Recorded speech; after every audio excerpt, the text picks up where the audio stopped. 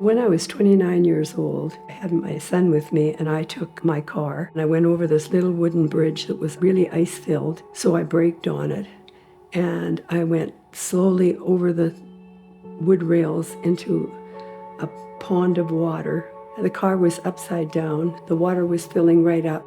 We had our two little faces up in this pocket of air. While we were there, I realized how carnal my life had become. And so I prayed to the Lord. I said, "Dear Jesus, please take me to heaven." I told my little boy, "We're going to go to heaven now and see Jesus." Suddenly I heard some noise outside and a trucker was driving by. He came to the edge and he shouted, "Is there anybody in there?" And I screamed and I said, "Yes, please help us." And then Jimmy'd opened the door and he said to me, "Take my hand." And I said, "Take my little boy first."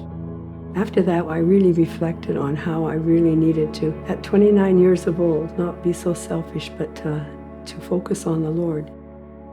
We got really involved in the church. My husband had a number of businesses that were doing well, but suddenly he got sick. He was diagnosed with a rare disease called corticobasal degeneration. 3 years later, my husband passed.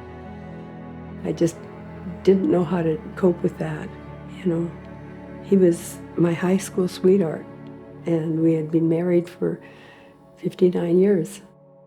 And then 8 years ago, my son died suddenly. My heart was broken.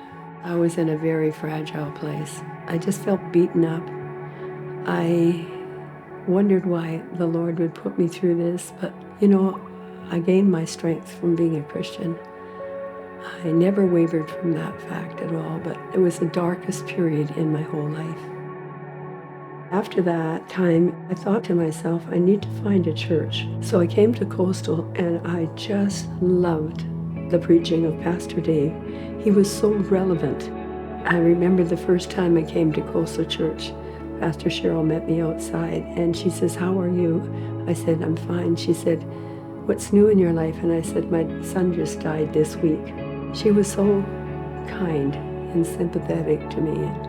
I just needed to tell somebody. After that, she invited me to a life group, and I didn't feel secure enough to go to something like that because I was in such a dark period of my life. But after going to the life group, they became my family. They became the people in my life that I could talk to about anything. We would pray together and love each other, and it just made such a difference in my life. In this time that I was going through the darkest time, I was painting a lot. And what I decided to do is, instead of focusing on my pain, is look at all the beautiful things in life. And so with my family and friends, I'm so grateful that Jesus was there when I needed him the most. The Lord has healed my pain and just brought me out to rejoice in my life right now.